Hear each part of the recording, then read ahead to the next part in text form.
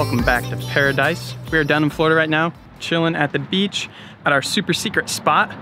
And today we are flying in super high winds. It's, I wish I had a number to give you guys of how windy it is. Local forecast reporting things say it's blowing 12 miles an hour.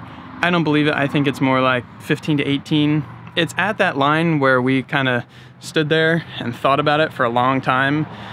And we've decided that we're gonna give it a go, but it's right on the edge of what we're capable of and not capable of. But the idea is I wanna kind of like live comm technique type stuff to you guys. In the last video, I talked about 8 tips for beach flying, and one of them was to practice your launches and landings and touch and goes. So we're gonna kind of touch on the idea of doing like a one-step launch. Jeff and Dan are here also. We're gonna see if they decide to take to the skies. I think Jeff is ready to send it, but yeah, it's pretty freaking McNarly out here.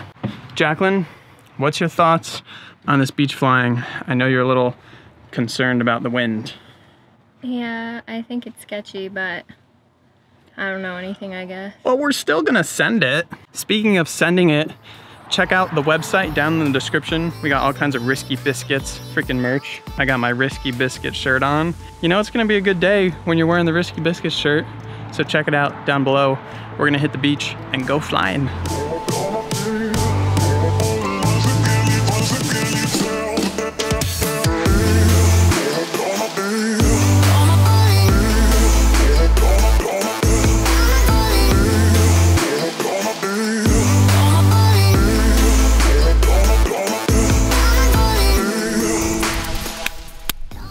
Alright, so it's hard to tell how windy it is right now, but maybe you can hear freaking wind noise. It's like McNarly sauce.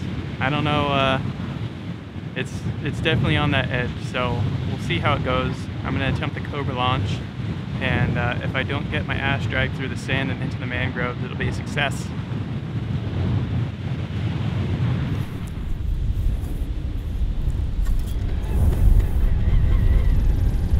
There we go. Oh boy, let's see what we got here. Can you hear fear in my voice? I don't hear it. I considered trimming out, but I think I'm gonna keep her trimmed neutral. As long as we're not on a gust, it should be okay. I'm gonna attempt the Cobra launch style. See what happens. No, it's not working. That's kind of what I want. Off to the side. Not the side I intended, but whatever, man. There she is. Not too bad. Getting lift when I'm in reverse kiting, but can handle it. Just turn around. Oh, yeah, she's feisty. Gotta get that power in to plant myself. Power up. And freaking off like it's no thing. Our ground speed is so slow right now. Alright, I'm gonna turn around and we'll rocket downwind.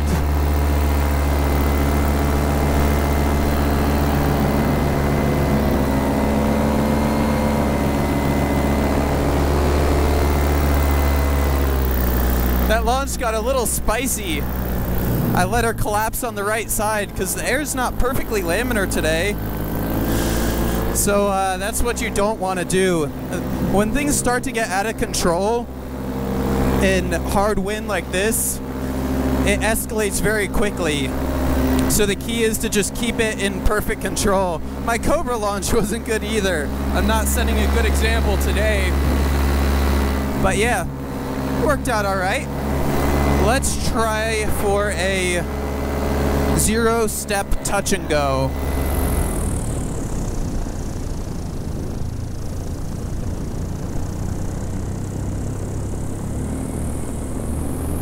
Look at that ground speed.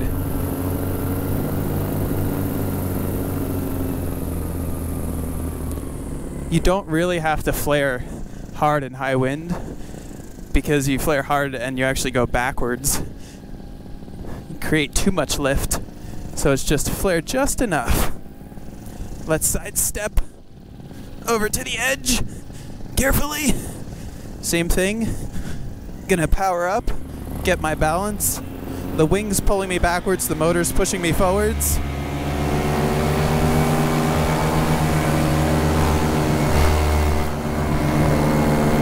Not too shabby.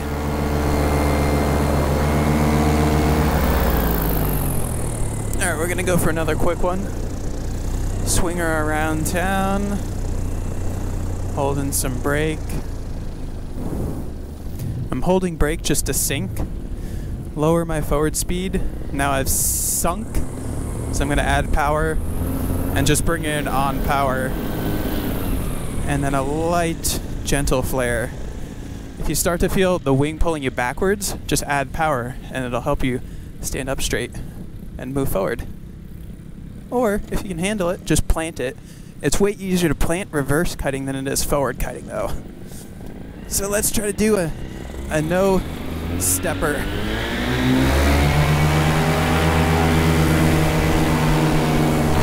That worked all right. Woo-hoo. I'm gonna aim for the reverse Cobra style. So we're gonna swing her around town.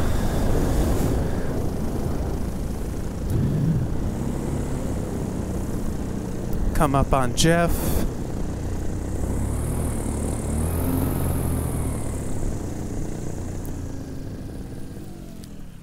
Plop her down, kill the motor, turn around, and I'm pulling left brake and balancing it with right brake to kite her off to the side like a Cobra. Bring her down, walk towards her, pull brake, and she's safe. Gather your lines up. Freaking done deal. Damn! So Jeff's going for it. I was the paradummy. He's flying the old Icarus Scout, so she's got good luck. And he's on his Sirocco for the high wind.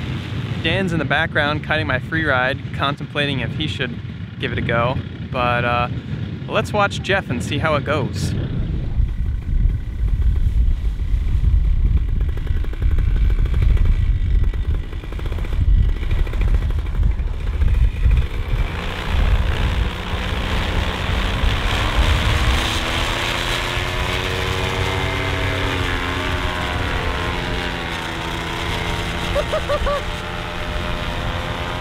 He's on a freaking elevator ride, just straight up.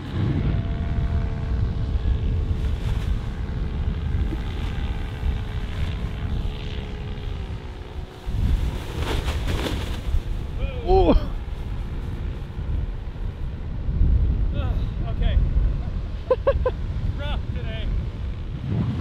I think one of the major keys to high wind flying is just keeping and maintaining control, because once things start to get out of hand, it just escalates. When the wing gets down in that power band, it starts to throw you, and then your balance is off and your hands start flying around, and it makes things worse.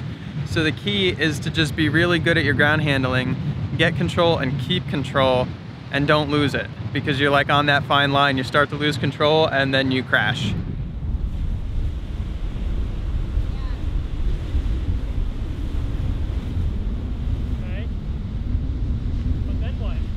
Chase it, like run around behind it. Yeah. Oh no. And grab fabric.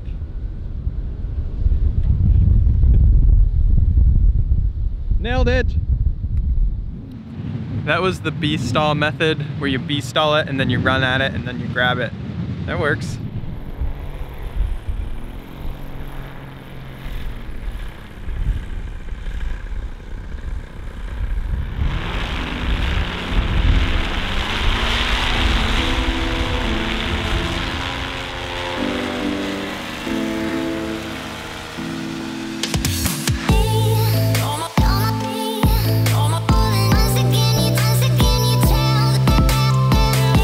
All right, got the Scout machine loaded up on the back. in that time lapse, there was a cover on the Scout. It's called the Magic cover. And in the first flight video or whatever of the Scout machine, a lot of people were like, oh, why don't you put a tarp on the Scout so it doesn't get road salt on it? I've tried it, and I know a lot of other people have tried it. It's way too much wind resistance, and the thing will just get snapped off the back. But anyway, we got the Scout on the back, the Maverick Atom 80 chilling inside. Van's a wreck. We got a vacuumer again. But yeah, we're done for the day. Jeff and I flew, nobody died. It was a good time. So we're gonna go onward with the adventure. Jacqueline, where are we going? I'm trying to figure that out now. We need stuff to do. Coffee. Coffee. You're not. Coffee. It's not on me.